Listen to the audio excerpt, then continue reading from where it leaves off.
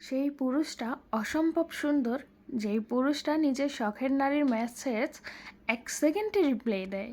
সেই পুরুষটা অসম্ভব সুন্দর, যেই পুরুষটা নিজের শখের নারীকে অন্য কোনো পুরুষের সাথে সামান্য কথা বলতে দেখলেই রাগে ফেটে পড়ে। সেই পুরুষটা অসম্ভব সুন্দর, যেই পুরুষটা তার নিজের শখের নারী রাগ করলে তার রাগ খুব নরম ভাঙ্গায়।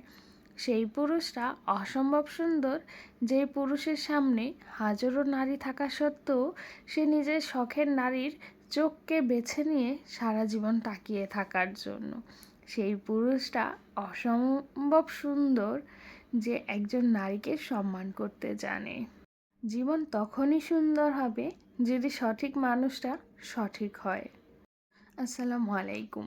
আমি খাদিজা আক্তার শাওন বলছি ঢাকা থেকে। আশা করি যে যেখানে আছেন আলহামদুলিল্লাহ সবাই ভালো আছেন এবং সুস্থ আছেন। আলহামদুলিল্লাহ আপনাদের সবার দয়ায় আমরাও ভালো আছি এবং সুস্থ আছি। আর আজকের ব্লগটা শুরু করে দিয়েছি একদম সকালে ঘুম থেকে উঠে নাস্তার পর কি করি সেইগুলো দিয়েই।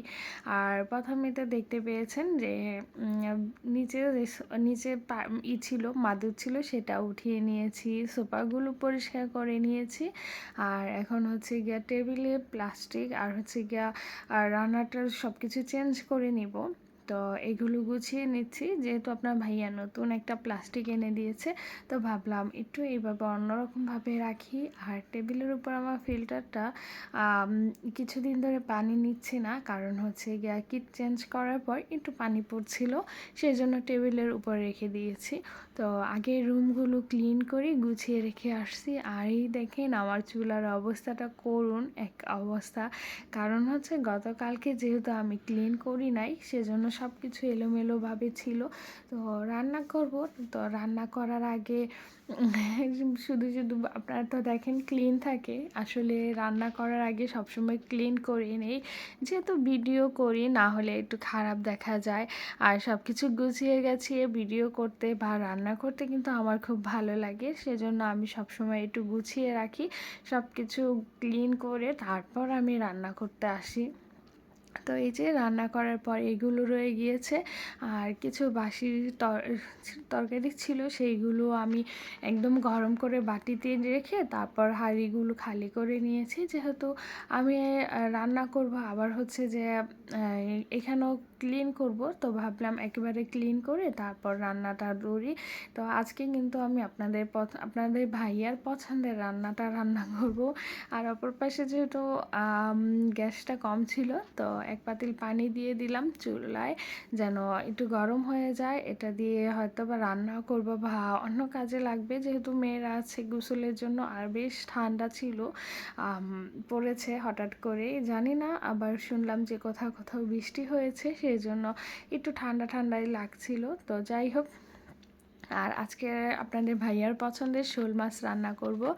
আর এই যে এটাকে কি বলেন আপনারা, আমি জানি না, তবে আমরা বলি কুমড়ো বড়ি। এই বড়িটা রান্না করব, আপনাদের ভাইয়া খুব পছন্দ করে।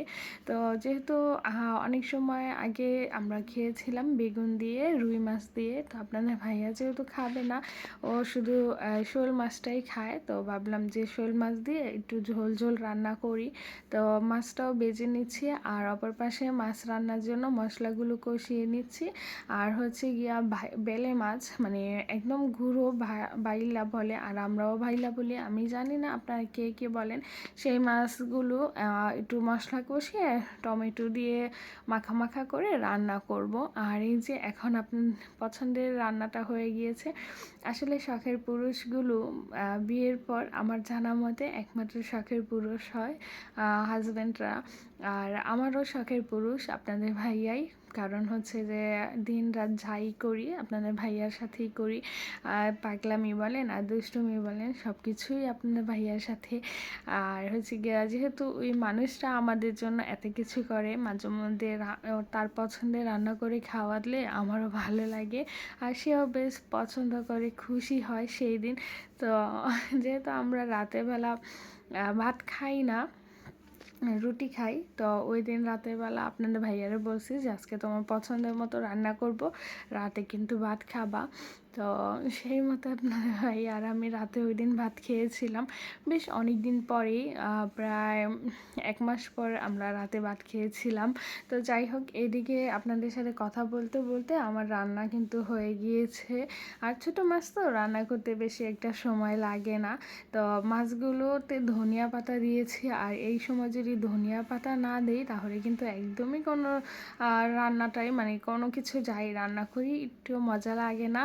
তো যাই হোক, এদিকে আমি কিন্তু আজকে রান্না করছি আর সাথে সাথে বাটিতে ঢেলে নিচ্ছি। আর এই যে রান্নার পরও আমি কিন্তু গরম অবস্থায় চুলাগুলো আবারও পরিষ্কার করে নিচ্ছি। আচ্ছা, কে কোথা থেকে আমার ব্লগটা দেখছেন কমেন্ট করে জানাবেন। আর এই যে আমার আজকে রান্না বান্না শেষ, আপনাদের কাছ থেকে বিদায় নিচ্ছি। আল্লাহ হাফেজ, আসসালামু আলাইকুম।